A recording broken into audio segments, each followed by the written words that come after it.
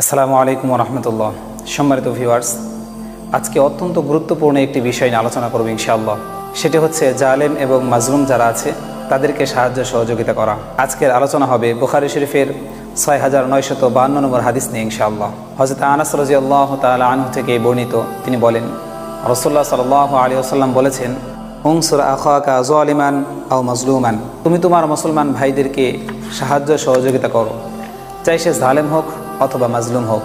এই কথা যখন রাসূলুল্লাহ সাল্লাল্লাহু আলাইহি ওয়াসাল্লাম বললেন, তখন এক ব্যক্তি জিজ্ঞাসা করলো যে, ইয়া রাসূলুল্লাহ সাল্লাল্লাহু আলাইহি ওয়াসাল্লাম, আনসুরুহু ইযা কানা মাজলুমান, যখন সে মাজলুম হবে তখন তাকে সাহায্য করব, সেটা বুঝতে পারলাম, কিন্তু আফারাআইতা ইন কানা যালিমান কাইফা আনসুরুহু, যদি সে জালেম হয় তাহলে তাকে আমরা কিভাবে সাহায্য সহযোগিতা করব।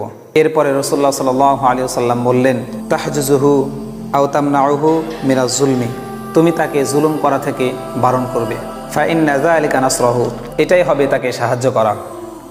সম্মানিত ভিউয়ার্স, রাসূলুল্লাহ সাল্লাল্লাহু আলাইহি ওয়াসাল্লামের এই হাদিসটি দ্বারা আমরা স্পষ্ট জানতে পারলাম যে জালেম এবং মাজলুম উভয়কে সাহায্য করা।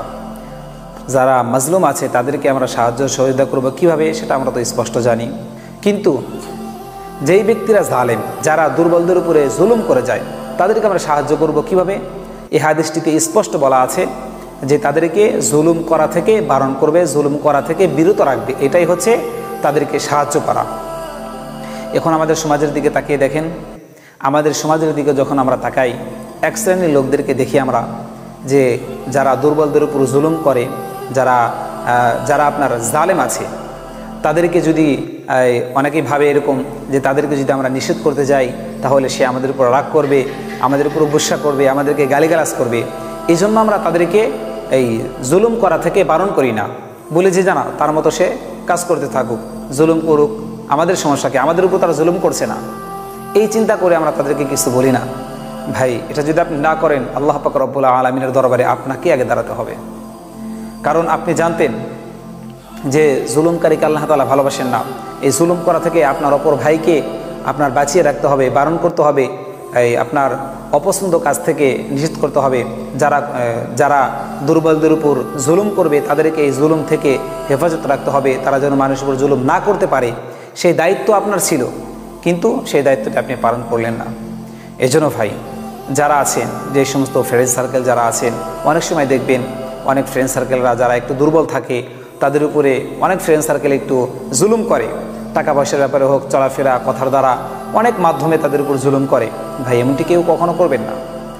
আপনার মুসলমান ভাই কিংবা ফ্রেন্ড সার্কেল, সে যেই হোক না কেন, তাদের উপর কখনো জুলুম তো আপনি নিজেও করবেন না, আপনার অপর কোনো ভাই অথবা আপনার অপর কোনো ফ্রেন্ড সার্কেলদের উপরে যেন জুলুম না করতে পারে।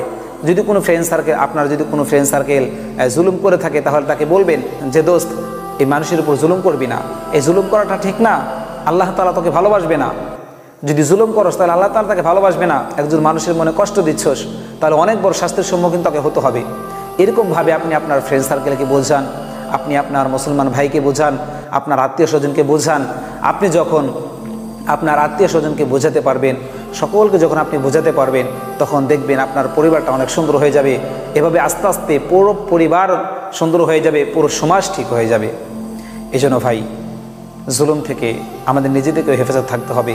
আমরা আমাদের কথার দ্বারা, আচার আচরণের দ্বারা কোনোভাবে যেন আবার অপর কোনো মুসলমান ভাই যেন আমাদের দ্বারা কোনো কষ্ট না পায়। হাতের দ্বারা, পায়ের দ্বারা, মুখের দ্বারা, প্রত্যেকটা কোনো অঙ্গ প্রত্যঙ্গের দ্বারাই যেন কোনো প্রকারে কোনো কষ্ট অনুভব না করে। আমরা কোনো দুর্বলদের উপর কখনো জুলুম করব না। আমাদের যে সমস্ত ভাইরা দুর্বলদের উপর জুলুম করে, তাদেরকেও আমরা জুলুম থেকে বিরত রাখবো। তাদেরকে জুলুম থেকে কীভাবে বাঁচানো যায় সেই পন্থা অবলম্বন করব।